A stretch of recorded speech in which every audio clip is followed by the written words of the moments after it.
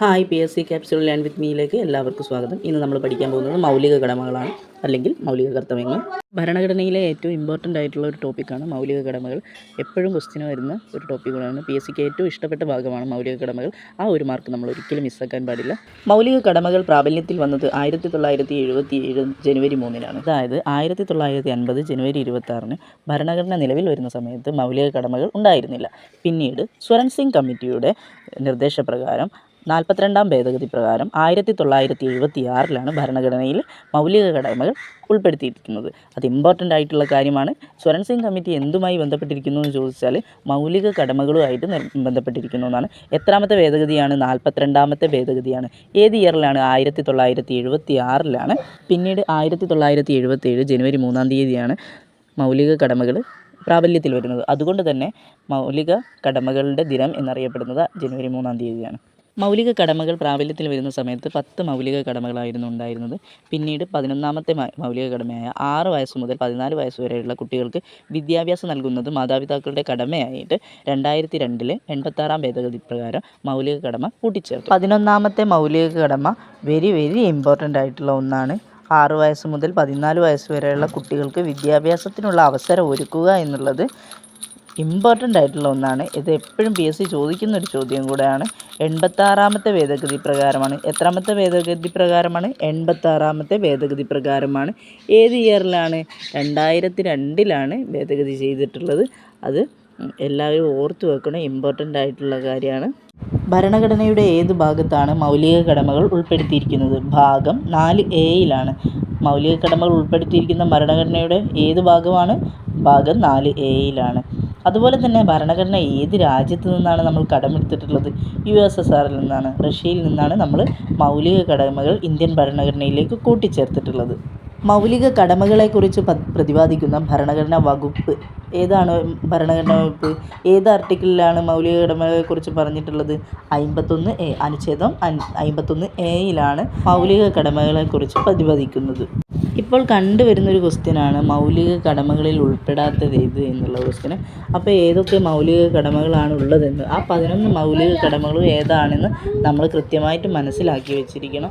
പഠിച്ചു വെച്ചിരിക്കണം എന്നല്ല, കൃത്യമായി മനസ്സിലാക്കി വെച്ചിരിക്കണം. ഒന്നാമത്തെ മൗലിക കടമയാണ് ഭരണഘടനയോടും ദേശീയ ചിഹ്നങ്ങളോടുമുള്ള ബഹുമാനം.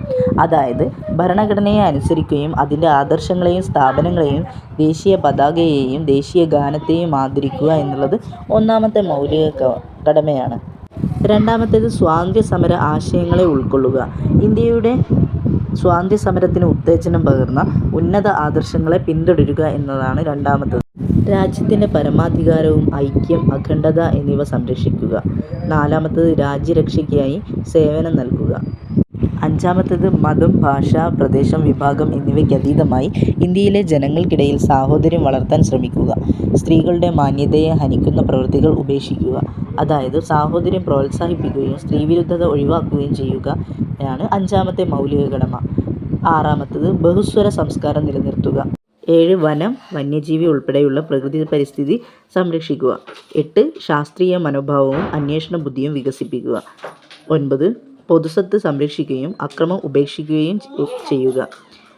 10 വ്യക്തിപരമായും കൂട്ടായും മികച്ച നിലവാരത്തിലേക്ക് എത്തുക.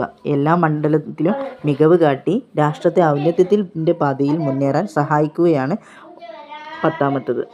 പിന്നെ 11-ാമത്തേത് നമ്മൾ പറഞ്ഞു. 11-ാമത്തെ മൗലിക കടമ മാതാപിതാക്കളുടെ കടമയാണ്. 6 മുതൽ 14 വയസ്സ് വരെയുള്ള കുട്ടികൾക്ക് വിദ്യാഭ്യാസം നൽകുക എന്നുള്ളത്, അതിനുള്ള അവസരം ഒരുക്കുക എന്നുള്ളത് 11-ാമത്തെ മൗലിക കടമയാണ്.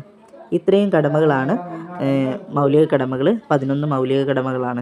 അതുപോലെ തന്നെ മറന്നു പോകാൻ പാടില്ലാത്ത പേരുകളാണ് ഇന്ദിരാഗാന്ധി, ഫക്രുദ്ദീൻ അലി അഹമ്മദ്, HR ഗോഖലെ. മൗലിക കടമകൾ ഭരണഘടനയിൽ ഉൾപ്പെടുത്തിയ സമയത്ത് പ്രധാനമന്ത്രി. മൗലിക കടമകൾ ഭരണഘടനയിൽ ഉൾപ്പെടുത്തിയ പ്രധാനമന്ത്രി ആരാണെന്ന് ചോദിച്ചാൽ ഇന്ദിരാഗാന്ധിയാണ്.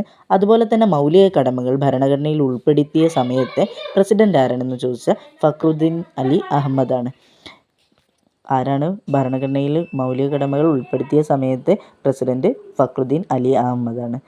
മൗലിക കടമകൾ ഭരണഘടനയിൽ ഉൾപ്പെടുത്തിയ സമയത്തെ കേന്ദ്ര നിയമമന്ത്രി ആരാണെന്ന് ചോദിച്ചാൽ HR ഗോഖലെയാണ്. മാറിപ്പോവരുത്, മറന്നു പോവരുത്. നമുക്കൊരു തവണയും കൂടെ നോക്കാം. ഭരണഘടനയുടെ ഏത് ഭാഗത്താണ് മൗലിക കടമകൾ ഉൾപ്പെടുത്തിയിരിക്കുന്നത്? എന്ന് ചോദിച്ചാൽ ഭാഗം 4A ആണ്. എത്രാമത്തെ അനുച്ഛേദമാണ്, എത്രാമത്തെ ആർട്ടിക്കിളാണ് എന്ന് ചോദിച്ചാൽ 51A ആണ്.